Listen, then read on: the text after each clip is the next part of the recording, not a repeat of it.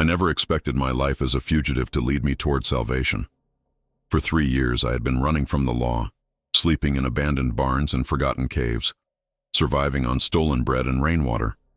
My name was Carlos Mendoza, wanted for crimes I committed in desperation after my family lost everything to corrupt officials. The night everything changed began like any other. I was moving through the dense forest near the border, my worn boots silent against the damp earth. The moon hung low and pale, casting twisted shadows between the pine trees. My stomach ached from hunger, and my clothes hung loose on my thinning frame. Then I heard it, a low groan echoing through the darkness, followed by the sound of something heavy hitting the ground. I froze, my hand instinctively reaching for the knife at my belt. Every instinct screamed at me to run, to disappear deeper into the woods where no one could find me. But something made me move toward the sound instead. Through the undergrowth I discovered an overturned government vehicle, its black metal twisted and smoking. The acrid smell of burning oil filled my nostrils, mixing with something else I recognized too well. Blood. A man in an expensive suit lay pinned beneath the wreckage, his face pale and drawn with pain. Even in the dim moonlight I could see the delegation badge gleaming on his lapel. This was Miguel Santos, the regional delegate whose anti-corruption campaign had been making headlines for months. My hands began to shake as I realized who I was looking at. This was the man whose policies had given me hope, the only official who seemed to genuinely care about people like my family. And here he was, bleeding and broken, probably dying while I stood frozen in indecision. The night air carried the distant sound of approaching sirens, their wails growing steadily louder through the trees. Santos tried to speak, his voice barely a whisper above the crackling of small flames from the engine. He told me there had been an attack on his convoy.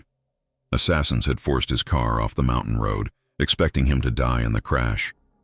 But he had survived, and they would be coming back to finish what they started.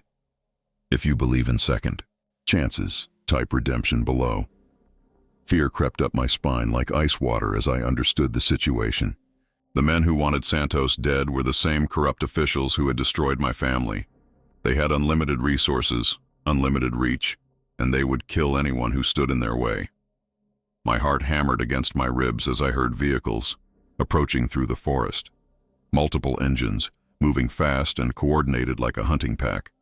The sound of boots hitting gravel echoed between the trees, and harsh voices began shouting orders in the darkness.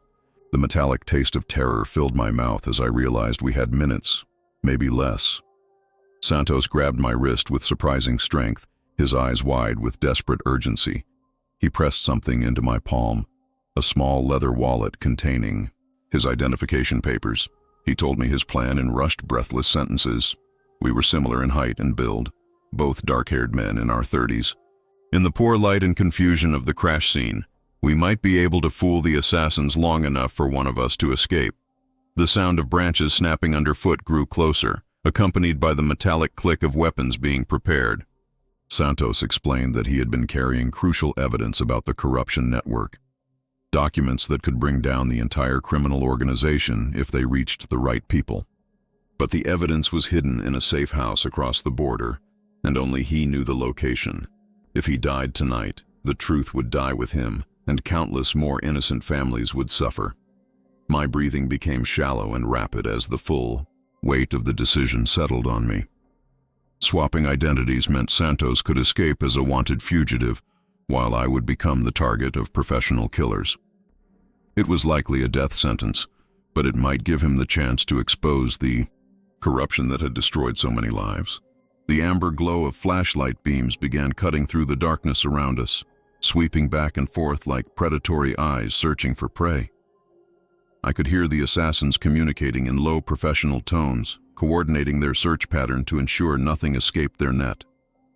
Santos looked at me with a mixture of hope and guilt, knowing he was asking me to sacrifice everything for a cause that had already cost me my freedom. But as I stared into his eyes, I saw something I had lost years ago. Purpose. I took his identification, papers, and pressed my own forged documents into his hands. We worked quickly, exchanging jackets and watches in the pale moonlight.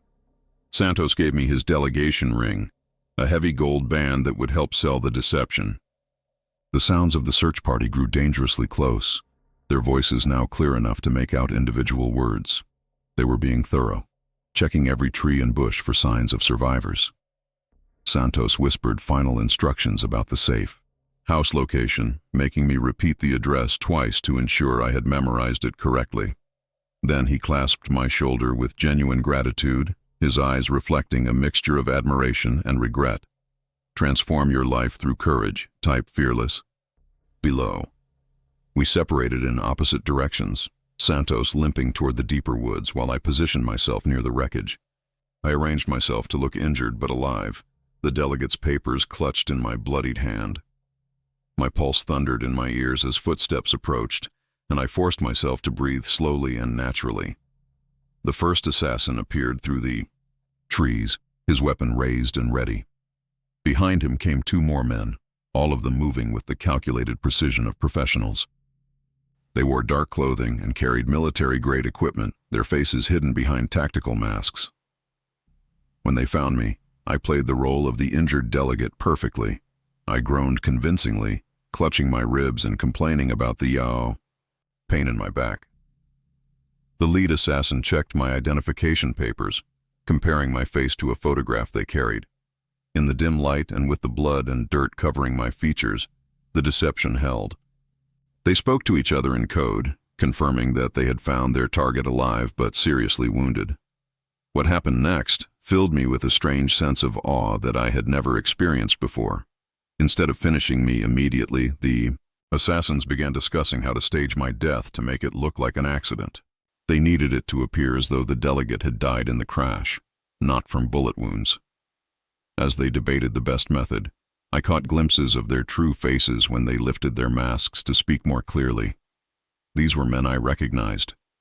Corrupt officials who had been working behind the scenes to destroy anyone who threatened their power. Seeing them unmasked, hearing them plan a murder with such casual indifference, filled me with a profound understanding of what Santos had been fighting against. The night sky above us seemed to open up like a vast cathedral. Stars scattered across the darkness like diamonds on black velvet. The cool mountain air carried the scent of pine and earth, clean and pure in contrast to the evil unfolding beneath it. I felt my perspective shift in that moment, expanding beyond my own survival to encompass something much larger. This was not just about one corrupt delegate or one wanted fugitive.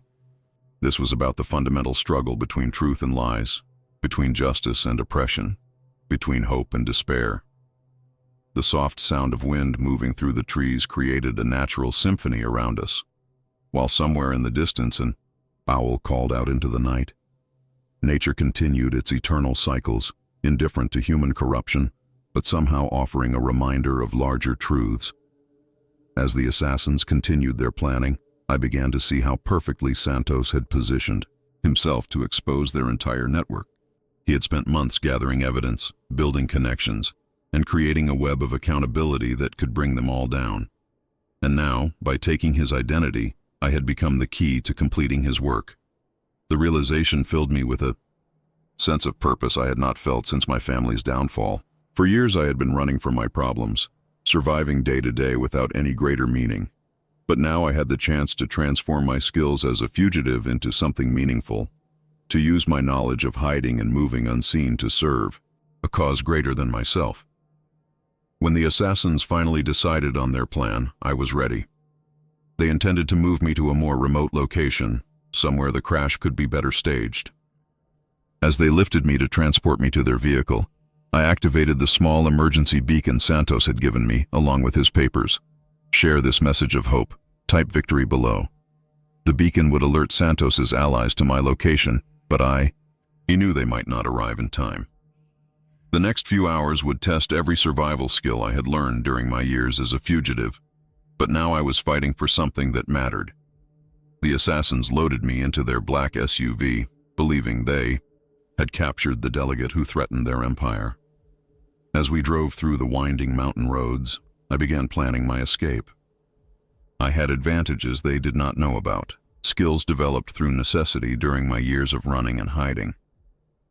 When we reached their chosen location, a remote cliff overlooking the valley, the assassins prepared to stage the final scene. They planned to push their vehicle over the edge, making it appear that the delegate had died when his damaged car finally succumbed to its injuries.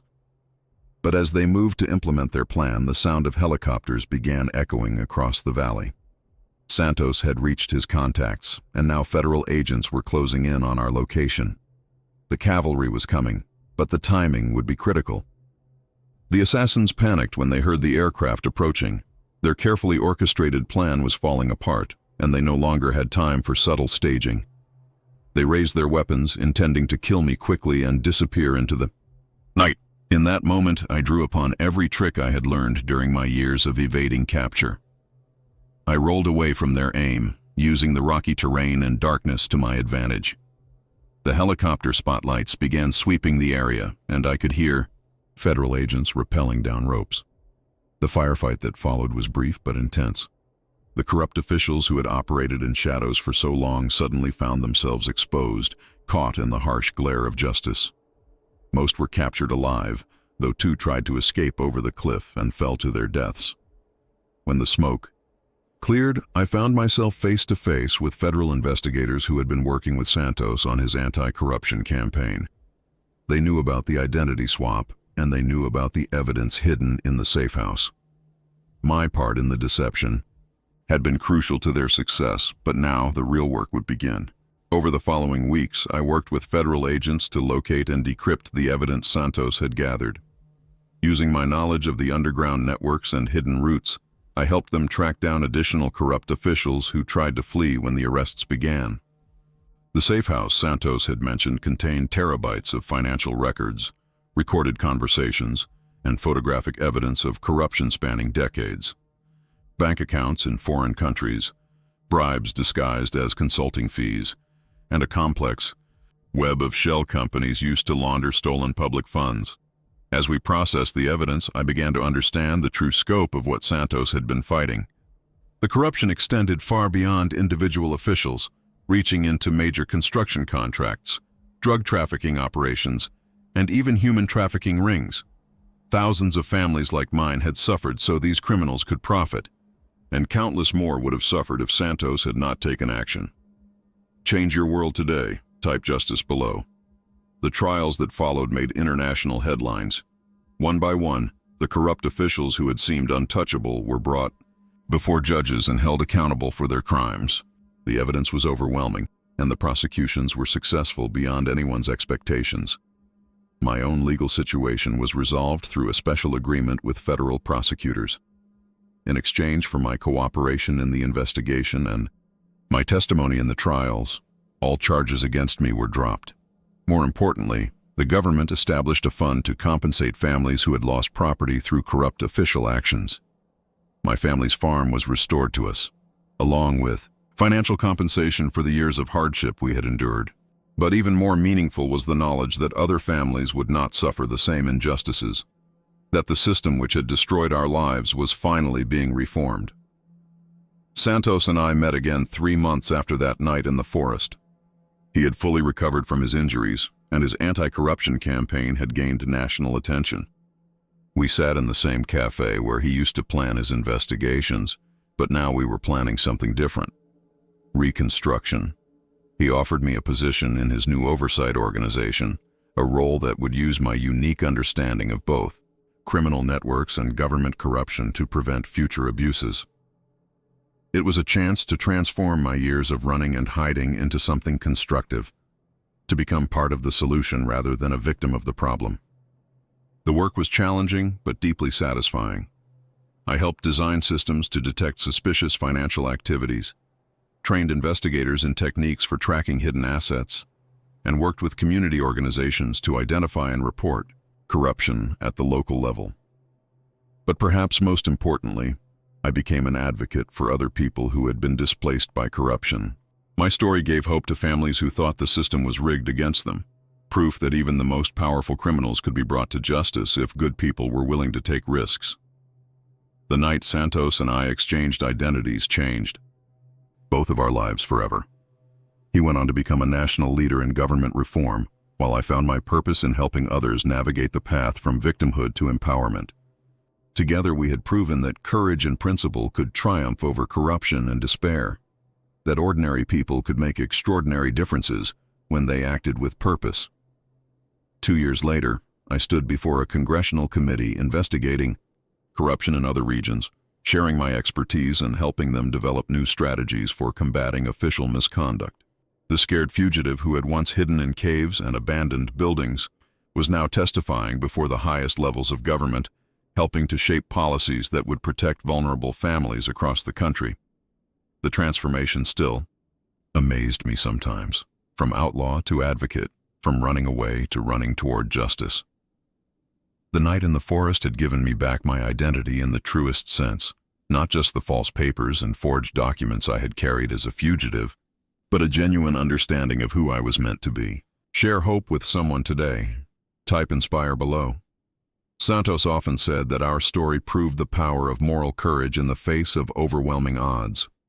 He argued that most corruption thrived because good people felt powerless to act, convinced that the system was too big and too entrenched to change.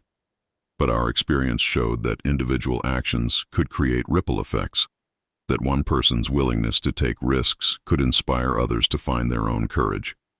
The rehabilitation center we established together became a model for other regions.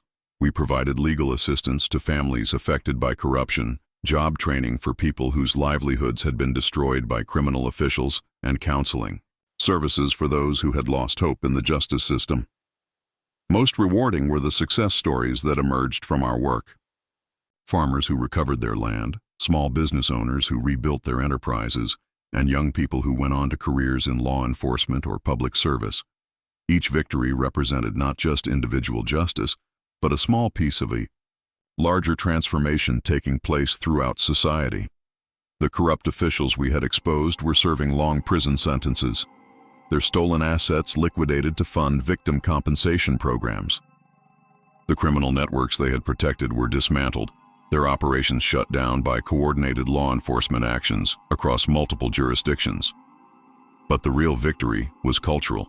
A new generation of public servants was emerging, people who had seen firsthand that corruption could be defeated and who were committed to preventing its return. They brought fresh perspectives and unwavering integrity to positions that had previously been sources of abuse and exploitation. My relationship with my family was fully restored during this period. They had suffered not only financial hardship during my years as a fugitive, but also the social stigma of having a wanted criminal as a relative. Now they could hold their heads high, proud of the role I had played in bringing justice to our community. My younger sister decided to study law, inspired by our family's experience with both corruption and justice. She wanted to become a prosecutor, to carry forward the work that Santos and I had begun. Watching her pursue this goal filled me with a profound sense of gratitude, knowing that the sacrifices we had made were creating opportunities for the next generation. The gratitude I felt was not just personal but cosmic, a deep appreciation for the mysterious forces that had led me to Santos that night in the forest. What were the odds that a wanted fugitive would be in exactly the right place at exactly the right time to save the one person who could expose a massive corruption network? Some people called it luck, others called it destiny, but I preferred to think of it as grace. The universe had given me a chance to transform my failures into triumphs, to find redemption through service to others. The bitter years of running and hiding had become preparation for something larger, skills and knowledge that proved essential when the moment of truth arrived. On quiet evenings, I would often walk through the forest where Santos and I first met, remembering that pivotal night and reflecting on how dramatically both our lives had changed. The crashed vehicle had long since been removed, but I could still picture the scene perfectly. The moonlight filtering through the trees, the smell of smoke and blood, the sound of approaching danger. Make a difference in your community. Type action below. The gentle rustle of leaves in the evening breeze reminded me of that night, but now the sound brought peace rather than fear. The forest had become a place of pilgrimage rather than hiding, a reminder of the moment when my life found its true direction. Santos and I established an annual ceremony at that location. bringing together all the people whose lives had been touched by our story. Families who had recovered their property, officials who had joined the reform movement, and young people who had been inspired to careers in public service. The ceremony was simple but moving. We would gather at sunset, light candles for those who had suffered under corruption, and share stories about the progress we had made during the previous year. It was a time for reflection, gratitude, and renewed commitment to the work that still lay ahead. During one of these ceremonies, an elderly farmer approached me with tears in his eyes. He explained that his grandson had heard our story in school and had decided to become a police officer, determined to serve his community with integrity and courage. The man thanked me for showing his family that justice was possible, that ordinary people could make extraordinary differences when they acted with principle. That conversation captured the essence of what our work had accomplished. We had not just exposed individual criminals or recovered stolen assets, but had fundamentally changed how people thought about their relationship with power and authority. Citizens who had once felt helpless now understood that they could hold their leaders accountable, that corruption was not an inevitable fact of life, but a problem that could be solved through collective action. The ripple effects continued to spread in ways we had never anticipated. Other regions began implementing similar oversight programs, using our model to combat corruption in their own communities. International organizations invited us to share our strategies with reformers in other countries, and our story became part of training programs for law enforcement agencies worldwide. Universities began teaching case studies based on our experience, helping students understand how corruption networks operate and how they can be dismantled. Business schools used our story to illustrate ethical decision-making under pressure, while law schools examined the legal innovations that had made our prosecutions possible. The media attention was sometimes overwhelming, but we tried to use it constructively to raise awareness about corruption issues and promote reform initiatives. We appeared on television programs, wrote articles for major newspapers, and spoke at conferences around the world. Every platform was an opportunity to inspire others to take action in their own communities, to show them that change was possible when people worked together with courage and determination. But for all the public recognition and institutional changes we had achieved, the most meaningful aspect of our work remained the individual stories of transformation. People who had lost everything to corruption and had given up hope, who had found the strength to rebuild their lives and fight for justice. Transform your pain into purpose. Type strength below. Looking back on the years since that night in the forest, I was struck by how completely my understanding of identity had evolved. As a fugitive, I had thought of identity as something fixed and permanent, a burden to be escaped or hidden. But my experience with Santos had taught me that identity was actually fluid and chosen, that we could decide who we wanted to become, and then take the actions necessary to become that person. The papers we had exchanged that night were just symbols, pieces of paper with names and photographs. The real exchange had been much deeper, a trading of destinies and purposes that had transformed both of our lives in fundamental ways. Santos had given me his mission, while I had given him the skills and knowledge needed to survive long enough to complete it. In the end, we had both become more than we had been before, our individual strengths multiplied through collaboration and shared commitment. The scared fugitive and the idealistic delegate had merged into something new, a partnership that proved more powerful than either of us could have been alone. The work continued, because corruption was not something that could be eliminated once and forever, but required constant vigilance and ongoing commitment. New challenges emerged regularly, requiring creative solutions and adaptive strategies. But we had built a foundation that could support continued progress, institutions and relationships that would outlast any individual leader or reform initiative. Young people who had grown up during the reform period began taking leadership roles, bringing fresh energy and new perspectives to the ongoing struggle for justice. They had never known a world where corruption was accepted as normal, and they were determined to build something better for their own children. Santos eventually decided to run for national office, his anti-corruption platform attracting support from across the political spectrum. His campaign focused not on partisan issues but on fundamental questions of integrity and accountability, principles that resonated with voters who had seen firsthand how corruption destroyed communities and Families. I chose to remain focused on grassroots organizing and direct services, working with individual families and local communities to address corruption issues before they became systemic problems. My background as a fugitive had given me insights into how vulnerable people navigated hostile systems, knowledge that proved invaluable in helping others avoid the traps that had once ensnared my own family. The contrast between my life before and after that night in the forest was so dramatic that it sometimes felt like I was living someone else's story. From sleeping in caves to testifying before Congress, from stealing food to managing a multi-million-dollar foundation, from running from the law to working with federal agents as a trusted partner. But the thread that connected all these experiences was the same determination to survive and protect others that had sustained me through the darkest years of my life as a fugitive. The skills were the same, the core values were the same, only the context and the purpose had changed. I had learned to channel my survival instincts toward building rather than hiding, toward confronting rather than avoiding, toward leading rather than following. Create lasting change, type legacy below. The morning light that had revealed our exchanged identities that first dawn had become a symbol of illumination and truth. The moment when shadows gave way to clarity and deception yielded to honesty. Every sunrise since then had been a reminder of that transformative moment, a daily recommitment to the principles that had guided us through the challenges that followed. Santos and I often talked about the lessons we had learned from our unusual partnership, the insights that had emerged from our complementary strengths and shared commitment to justice. We had discovered that the most effective anti-corruption strategies combined insider knowledge of how systems worked with outsider perspectives on how they should work, bringing together the tactical skills of survival with the strategic vision of reform.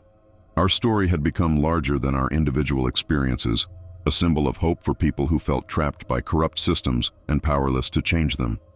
We received letters from around the world, from families who had been inspired by our example to take action in their own communities, from young people who had chosen careers in public service because of our story, from officials who had found the courage to blow the whistle on corruption because they knew justice was possible. Each letter reminded us that the ripple effects of our actions were still spreading, still creating new possibilities for positive change in places we had never visited and in ways we had never imagined. The exchange of identities that began as a desperate survival strategy had evolved into a global movement for accountability and transparency, proof that individual acts of courage could indeed transform the world. The future stretched ahead with unlimited possibilities, new challenges and opportunities that would test our continued commitment to the principles that had brought us together that night in the forest.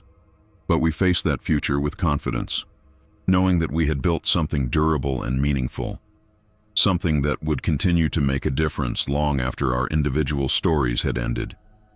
The scared fugitive who had once hidden in shadows had learned to step into the light, to use his voice and his experience to speak truth to power and hope to despair.